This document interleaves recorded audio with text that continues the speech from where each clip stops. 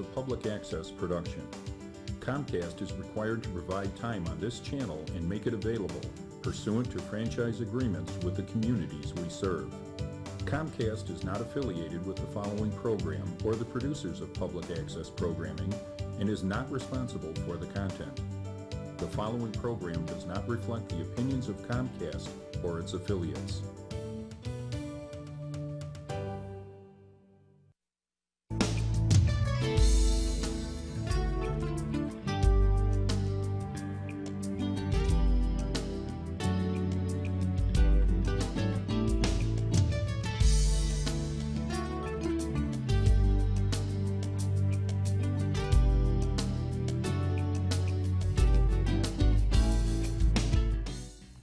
Good evening and welcome again to Public Perspective. I'm your host, Kevin McDermott.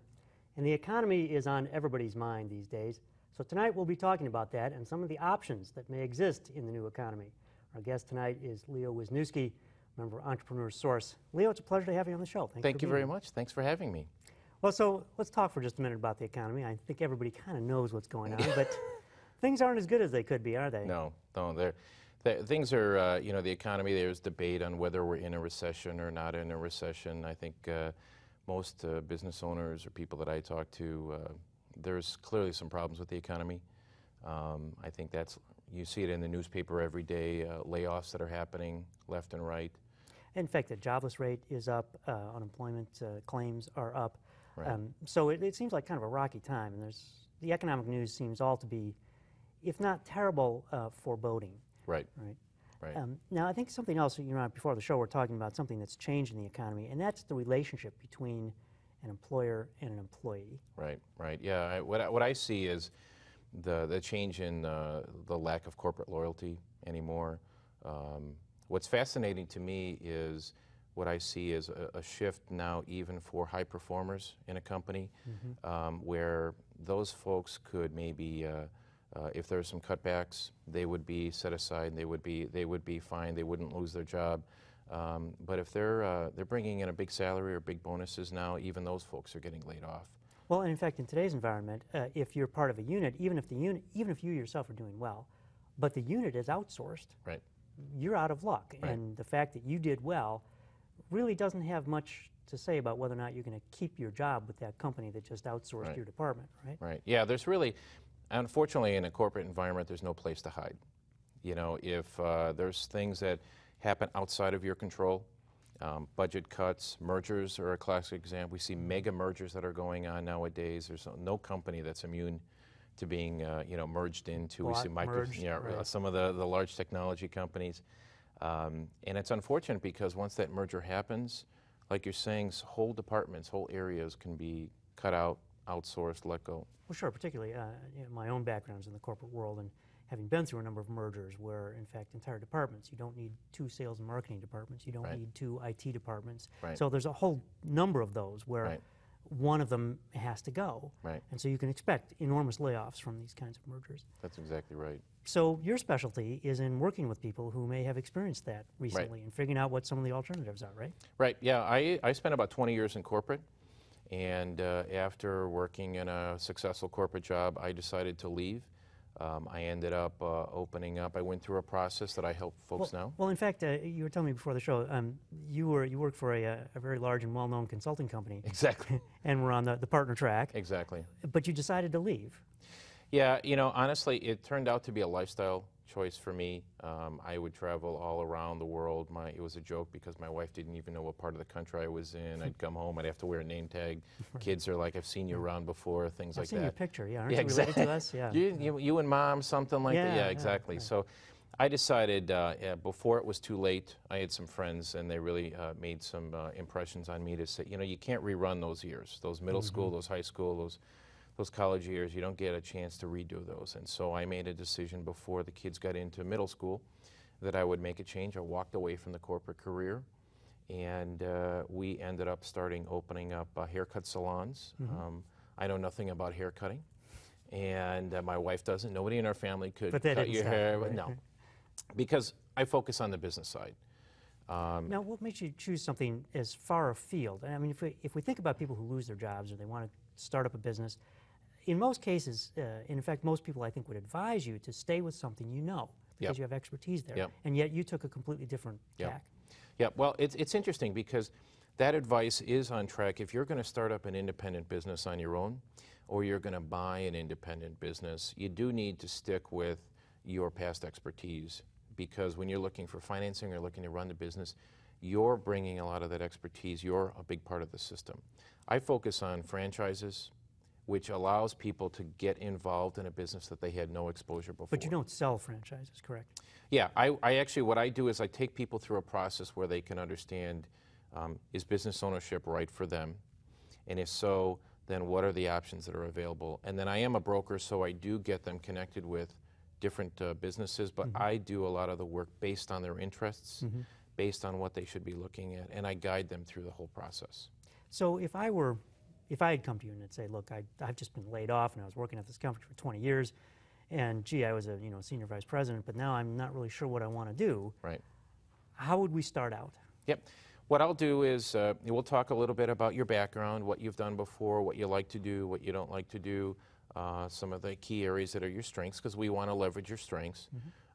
We'll get a sense of the areas that maybe you're not as comfortable with. And then most importantly, the crux of the process is to understand what your goals are. For most of the clients that I work with, there's 3 areas of goals. Most people start with the financial goals. And that's very important, so we usually start there. What are you trying to accomplish? Sure. What kind of you need to income? make money, that's Exactly. clear. Right. And you're concerned, most folks are concerned about losing their investment. So we talk about that. We want to make sure that we manage as much risk out of that investment. And that would be the investment if they buy a franchise, That's right? right. Or invest in a business or anything. You know, right. they've worked hard for that money and they don't want to lose it. So we start there.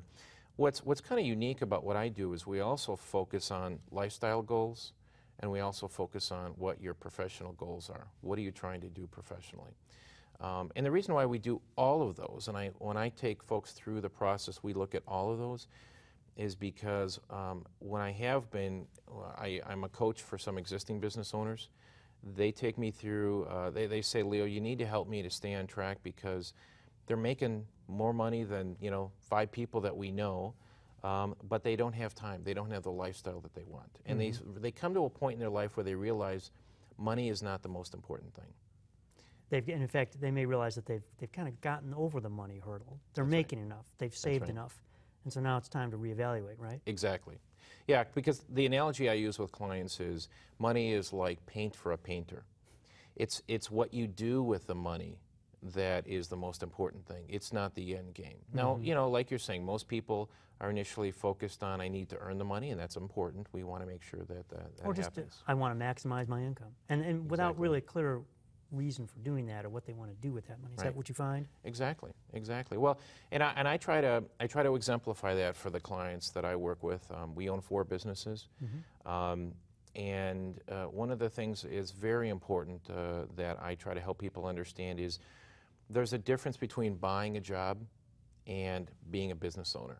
And that difference would be? Well, when you buy a job, you're involved in the business, and so the business is only making money. It's only running when you're personally involved in the business. So if I open a hot dog stand and I make all the hot dogs and you're making sell the them, hot right? dogs, exactly right. I Or bought the myself a pizzas. job. Exactly. You know, the old-time business owner, they basically bought themselves a job. These are the people that work 12 hours a day, 7 days a week, and it's unfortunate because they ran themselves into the ground. And so those are the kids of that generation said, I'm never going to have a business of my own. Because they saw what it did to the folks who were never home. Exactly, Right. exactly. And those folks did the best that they could. And part of what I do is I try to help folks position themselves to think of it as an entrepreneur for the 21st century. So they try to be, what's the new entrepreneur is somebody that owns the business. There's a book that I work with a lot of clients, I recommend to a lot of clients, where they talk about working on the business rather than in it. And so the goal is to develop the business and rely on the business system, which is why I gravitated towards franchises. When you get into a franchise, you're buying a proven system. You can verify that before you get into it. It's Sure. unique. If you buy, in fact, McDonald's once had a record of never having had a franchise that failed. Now I know that's not true today, but Right. but that model that proves, like, if you do this right, you're going to make money. That's exactly right. Now that does not hold true though across all franchises, correct? Nope. Nope, and let's talk about that, because in most cases, what you're going to find when you look at a franchise, a lot of times you see kind of a bell curve of distribution. So you'll have a system that you know, in itself works well, but you'll see performance that where maybe 20% of the business owners do very, very well, 20%, 10% might not do very well, and then the 80% or the 60% kind of in the middle. So that they're doing typical bell okay, curve. they're getting by, but That's right. they're not advancing necessarily. That's right. And so when I take clients through the process, the second step that I take them through is to understand ownership fit.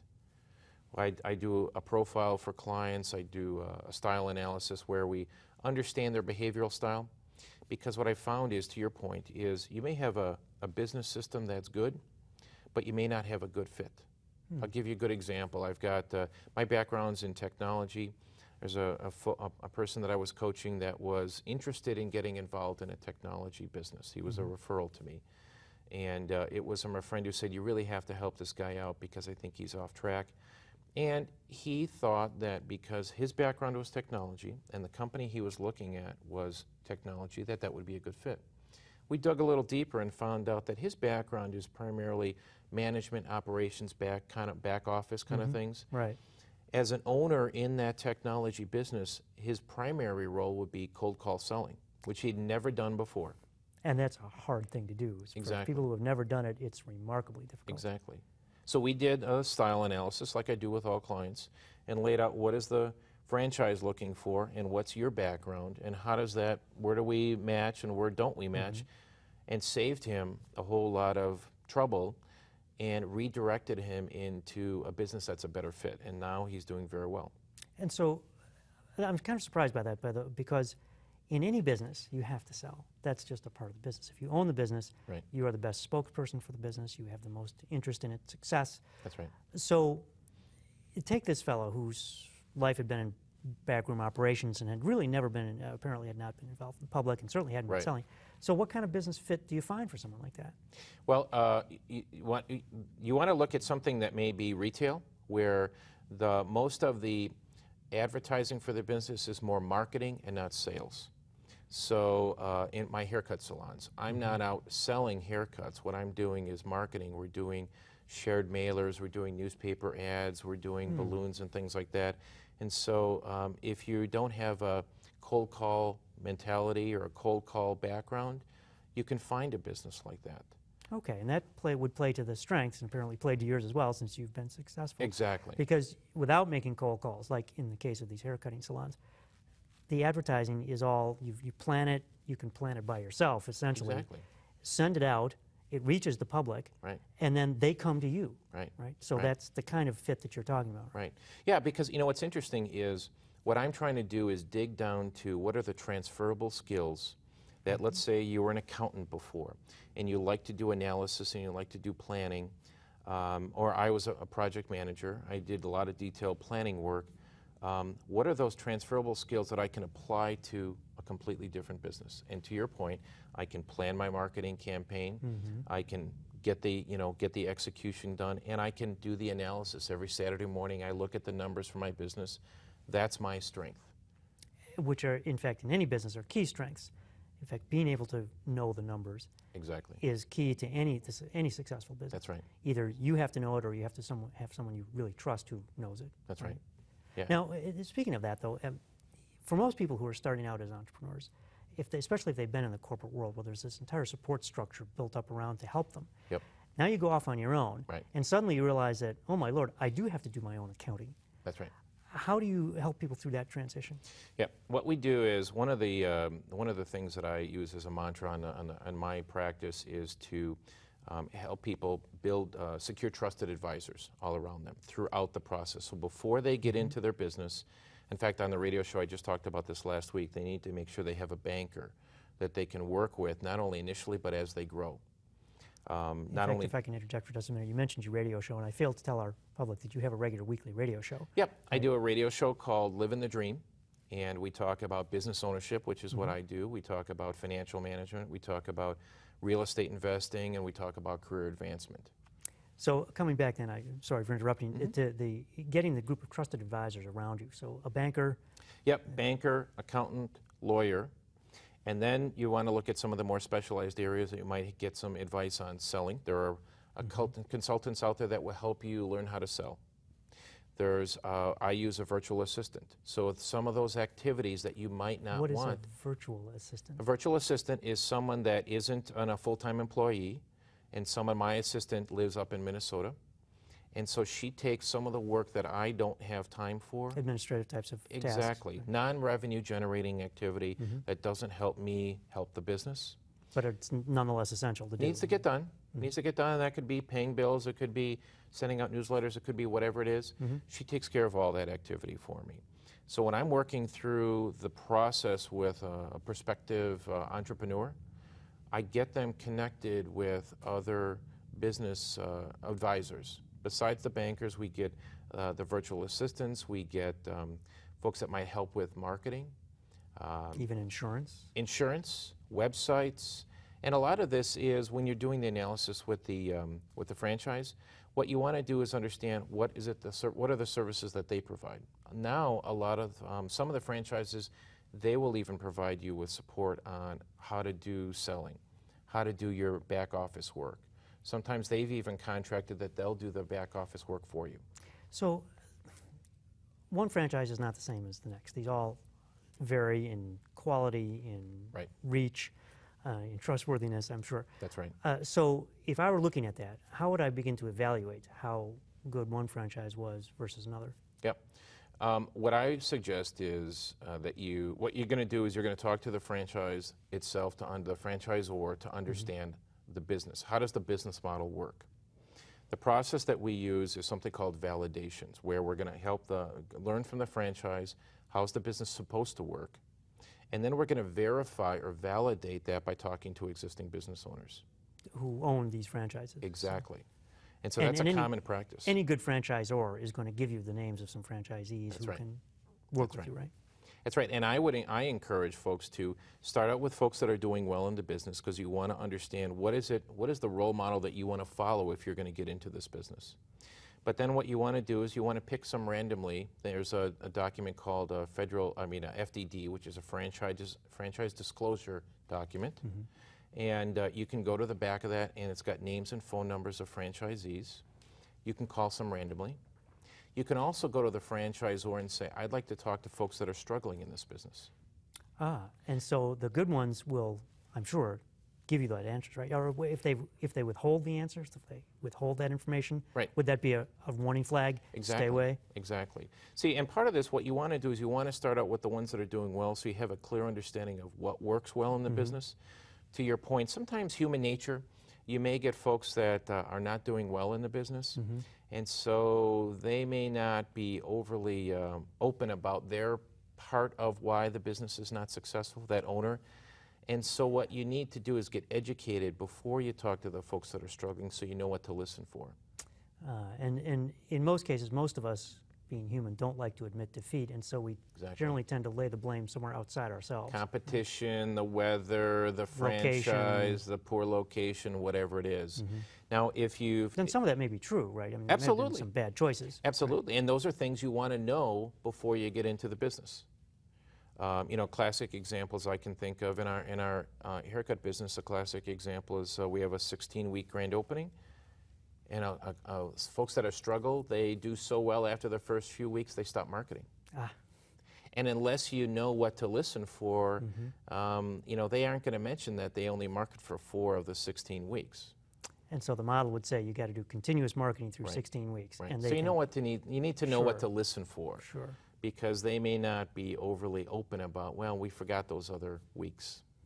Now, for someone who's starting out as an entrepreneur for the first time, and let's say you've gone through the process and you've gotten them hooked up with something that's a good fit, what kind of advice do you give someone to say, look, there's a couple of key things you've got to know about making any business successful, and they are what?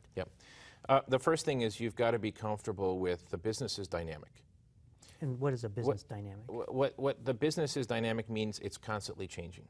If you get into the business, one of the, I think I'd mentioned was we were getting ready, I only take about 20% of the people that I work with through the second step. Exactly. I'll talk with a lot of folks. I do a free evaluation in the beginning. That's my passion. I like helping folks understand, do they have the potential to be a business owner? Do they have what it takes? Then we'll take them through the process. And if we do, in the second step where we're doing this validation, I really try to get them prepared for, it's going to be a lot of work in the beginning. If anyone tells you, if anyone tells you you're going to start making $1 million after the first year, it's not going to happen. It runs itself. It starts up automatically. Right. It's not. That's not the case. But then even after it runs, you've got to be comfortable with change. You've got to be looking for change because something is going to change with the competition. Some of those stories where folks are blaming the competition, in some cases it truly is the case. But if you're on top of the business, you're going to know, first of all, we would hope that you would see some of those changes taking place and knowing that competition is going to get tougher because of something that's happened in the marketplace, and then begin to react to that so you know how you can deal with that new, even unexpected competitive pressure. Exactly. And it's a constant, it actually is fun. I mean, I like it because it's a constant dynamic, it's a constant moving target where there are things that change in your competition that suddenly become a weakness that is a strength for yours that you would want to start to emphasize. Or there may be things that you need to adjust and change to get better because the competition has gotten better. And these are the kinds of things, coming back to something you said earlier, this is running the business, not giving yourself a job. That's right. Right? That's right. Because, you know, the essence is when you run the business as a job, the most important thing, the most important asset you've got is not money, it's time. Your own time. Exactly. And if you're behind the desk making pizzas, making subs, whatever it is, you don't have time to do things like look at the numbers. You know, a lot of folks, they spend a lot of time putting a business plan together, but unfortunately, after they've gotten their loan, after they've opened the business, they don't look at it again. Now, it raises an interesting question because if you look at the history of many successful companies, even the ones who have grown to be Fortune 500 or have gone public after sort of, they will say that the plan is very important, but the most important thing is knowing when not to follow the plan. And have you found that as well? Yeah, it is true. It is true. I mean, you can't be constrained by, well, my plan said this, and so I have to do this because of what we were just talking about. Things change. The world changes. Exactly. The world changes. We just opened one of our salons is new. We expected certain things. It's about 3 miles from an existing salon. We expected certain things to be happening. It's doing much better than we expected. The existing salon is not affected as we thought. And I was just on the phone today with one of my managers how we're going to make some adjustments because things are going better than we expected. And so I created a marketing plan. Well, we have to adjust that marketing plan. Now, it's interesting. You talk about your hair salons. You have 5 of them. That's right. One of the rules of thumb I hear, whether it's true or not, is that if you buy a franchise, that you don't, as the owner, you don't really start to become successful until you own at least more than 1, at least 2. Yep. Is that a correct rule of thumb? Have you found that? Yeah, there's actually, it depends on the model. The classic model, hair salons, subway places, things like that, that's probably a general rule. That's called incremental investment. There are one location investments where you actually have one location and you grow the business out of that one location by selling to more customers, selling more products to existing customers, so you don't necessarily need to grow. So in the case of a retail store, for example, you move to bigger space and then bigger space again until at some point it's a very large operation. Exactly. Right. A lot of times the business-to-business operations, those could be sign businesses, a good example. You can have one location and you're gonna start to do business with more and more businesses, so you yourself don't need bigger space, you don't need to create another space. Right. So the watchword would then be growth, understanding what kind of growth is available to you, right, and then being able to manage that growth, right, while not working yourself to death, right, correct? Right. Is a franchise a better bet to do that than starting from scratch? And given that there are, in some cases, very high franchise fees to get into these things. Right. There's 2 parts of that. It's a very good point. It tends to be a better bet because you're buying an existing system. The key is to do your homework before you get into the franchise. The stat that I've read is this large disclosure document, this FDD, franchise disclosure document. Only about 40% of the people who get into a franchise on their own, not with a consultant, but on their own, only about 40% of the people read that document. even bother to read it at all. Correct. But it's not very long, right? No, and there's not all the pieces that you need to read. Some you might have a lawyer read, and some of the pieces, that kind of thing. But it's important to be familiar with what you're getting into. See, one of the misnomers is the number one question I get asked all the time is, what's the hot franchise? Yes. Which one should I buy now? Right? Exactly. And it really is, that's a very trendy kind of business. You know, in July, August, ice cream businesses tend to be very hot. They look like a great bet because everybody's buying. Exactly. Go see them in December, it's a different story. Right. Which is why I emphasize so much, do your homework, understand what the business cycle is. Then you know, how long am I going to have to work hard before I can enjoy this lifestyle that I'm trying to get to? And is there a rule of thumb for that? Let's say your business, hair salons.